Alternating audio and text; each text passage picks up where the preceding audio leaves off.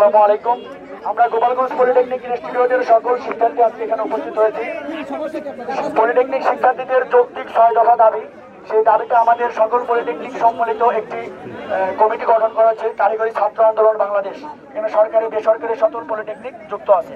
তাদের উত্থাপিত 6 দফা দাবি সে সমর্থন করে আজকে সারা বাংলাদেশের সকল পলিটেকনিক কর্মসূচি দিয়েছে এবং মাঠে নেমেছে তারা যৌক্তিক দাবি আদায়ের লক্ষ্যে। সেই লক্ষ্যে আমরা জিপিআইবাসী অর্থাৎ গোপালগঞ্জ পলিটেকনিক ইনস্টিটিউটও আমরা রাস্তায় বড় কর্মসূচি পালন করছি। তো আমাদের দাবিগুলো আমি পেশ করছি। আমাদের 6 দফা দাবির প্রথম দাবি ছিল জুনিয়র ইন্সট্রাক্টর পদে ক্রাফট ইন্সট্রাক্টরদের অবৈধ পদোন্নতি রায় হাইকোর্ট কর্তৃক বাতিল করতে হবে। পাশাপাশি ক্রাফট ইন্সট্রাক্টর পদবি পরিবর্তন করে মামলার সাথে সংশ্লিষ্টদের স্থায়ীভাবে চাকরিচ্যুত করতে হবে। 2021 সালে রাতের আধারে নিয়োগপ্রাপ্ত ক্রাফট ইন্সট্রাক্টরদের নিয়োগ সম্পূর্ণভাবে বাতিল এবং সেই বিতর্কিত নিয়োগ বিধি অতি বিলম্বে সংশোধন করতে হবে।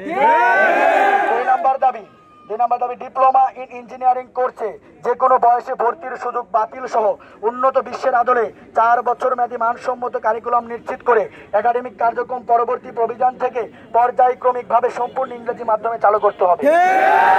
3 নম্বর দাবি উপসহকারী প্রকৌশল ও সমমান 10ম গ্রেডে পদ 4 বছর মেয়াদী ডিপ্লোমা ইন ইঞ্জিনিয়ারিং ও মনোটেকনোলজি হতে পাশকৃত শিক্ষার্থীদের জন্য সংরক্ষিত থাকা সত্ত্বেও যেসব সরকারি রাষ্ট্রায়ত্ত স্বায়ত্তশাসিত ও স্বায়ত্তিত প্রতিষ্ঠানের ডিপ্লোমা প্রকৌশলীদের নিকটস্থ পদে নিয়োগে দেওয়া হচ্ছে তাদের বিরুদ্ধে আইনত ব্যবস্থা গ্রহণ করতে হবে। 4 নম্বর দাবি কারিগরি সেক্টর পরিচালনায় পরিচালক, সহকারী পরিচালক, বোর্ড চেয়ারম্যান, উপসচিব, পরীক্ষা নিয়ন্ত্রক এবং অধ্যক্ষ সহ সংশ্লিষ্ট সকল পদে কারিগরি শিক্ষার বহির্ভূত জনবল নিয়োগ নিষিদ্ধ করতে হবে, তা আইন অনুগতভাবে নিশ্চিত করতে হবে।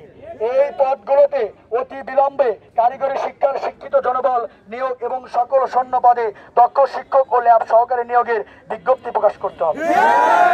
5 নম্বর দাবি কারিগরি শিক্ষার বৈষম্য ও দুরবস্থা দূর করার পাশাপাশি দক্ষ জনসম্পদ তৈরিতে কারিগরি উচ্চশিক্ষা মন্ত্রণালয় নামে স্বতন্ত্র মন্ত্রণালয় প্রতিষ্ঠা করে দ্রুত সময়ের মধ্যে কারিগরি শিক্ষার সংস্কার কমিশন গঠন করতে হবে। 6 নম্বর দাবি পলিটেকনিক ও পলিটেকনিক ইনস্টিটিউট হতে পাশকৃত শিক্ষার্থীদের উচ্চ শিক্ষার সুযোগের লক্ষ্যে একটি উন্নত মানের টেকনিক্যাল বিশ্ববিদ্যালয় প্রতিষ্ঠা করতে হবে।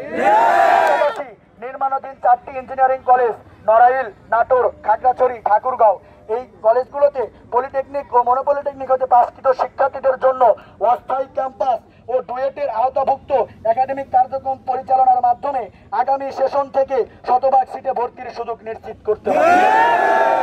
আমাদের কারিগরি ছাত্র আন্দোলন বাংলাদেশ কর্তৃক সরকারি বেসরকারি সকল পলিটেকনিকের 6 দফা দাবি এবং যৌক্তিক দাবি। আশা করি সকলে বুঝতে পেরেছেন।